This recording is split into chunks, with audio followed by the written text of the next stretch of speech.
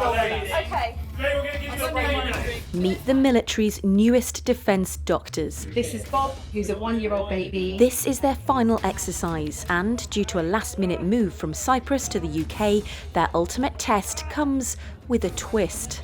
Whereas normally local personnel would assume the role of their casualties, the relocation left them rather actorless.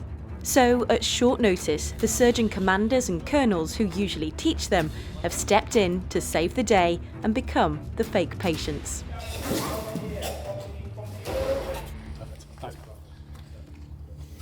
Hello. What happened? Bang my head. I'm confused, agitated and really annoying, so it requires almost no acting.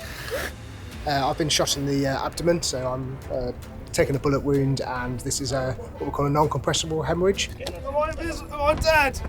Oh. Are you able to get your hand over my shoulder, mate? Oh, yeah, maybe. Oh, I don't know. All right, ready? 3. Moving an exercise involving around 100 personnel at short notice is no mean feat, but HMS Drake in Plymouth rose to the challenge of accommodating the doctors. This area, known as Distex, is normally used by naval teams training for things like hurricane response. We've repurposed this training area this morning to simulate aid posts in an austere environment, where each of our groups of between 6 and 7 trainees will be taking on a mix of primary healthcare and emergency care trauma casualties as they would do in operations. As you can see, the environments they're operating in are relatively austere, derelict buildings, which offer a variety of sort of opportunities and challenges for our teams. Some have got cover, some haven't. They have to be mindful of the risks that they might be faced with in a modern operating environment like drones, but also how they're going to communicate and use the space effectively. One of our medics, if that's all right. Medic training today is different to the days of Iraq and Afghanistan. Firstly, the types of injury. They're now less lower body trauma from IEDs and more blast injuries from drones above.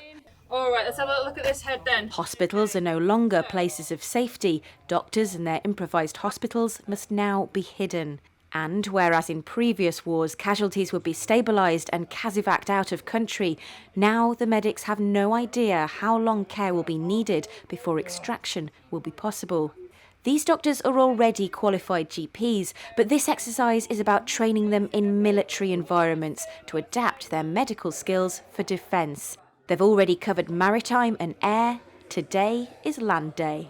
We're looking forward at operational landscapes that we don't really know what the picture's going to look like and what we're going to have and the resources. So practicing working in a really resource-limited environment has been thought-provoking and challenging, but also quite exciting. It's something that you don't think about in an NHS environment because you have everything at your fingertips nearly, or you can get it from another room, another floor. But here, there is no option sometimes, and so we are improvising a little bit, which has been quite creative, but a little bit frightening at times as well. If you just look around at all of the UAPs that have been set up, there's quite an impressive array of ponchos and bungee cords which have made the shelters, which is what they were briefed to do, but they really have immersed themselves into the training serials. In our little hut that we've got here, we would normally have, obviously in an NHS hostel, we'd have a drip stand, we'd have a bed that goes up and down. We're working with stretchers on the floor, we're tying up cables so that we can hang fluids from and really adapting around that. And what have the previous 2 days been like? 'Cause I understand you've been on airframes, you've been on submarines. Yeah, so it's been a really good chance. So particularly for myself, I haven't really seen much of the submarine fleet or the rest of the Navy stuff. So having an appreciation of what their working environment is like. So we're moving to a much more tri-service. So there's a chance that I'll work much more with Navy people or with Army people. So actually understanding what their day-to-day job looks like, what the cramped spaces down the sub look like when they come and tell me about it, can be really useful.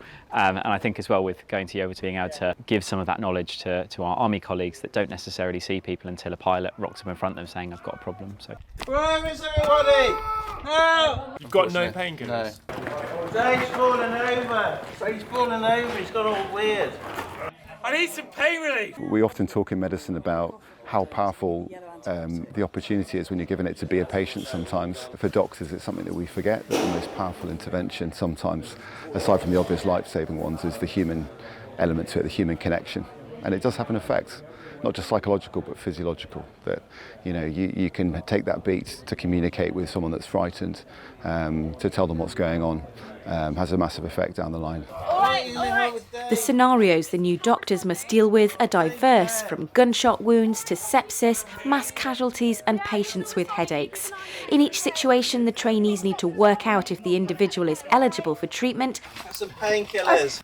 then prioritise their limited time and resources. It's not always the patient who screams loudest who needs help the most. Help me! This scenario, we're giving them a 1-year-old who's got breathing difficulty. They're having to decide if the person is eligible, if it is life-threatening or not life-threatening, which is quite difficult to do. And then you've got a parent who insists they want some antibiotics. This is a viral illness, it doesn't need antibiotics. So they have to work through disappointing that parent and directing that parent to get their treatment somewhere else.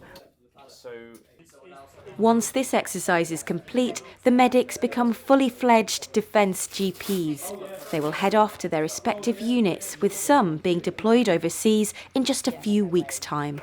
Hannah King, BFBS Forces News in Plymouth.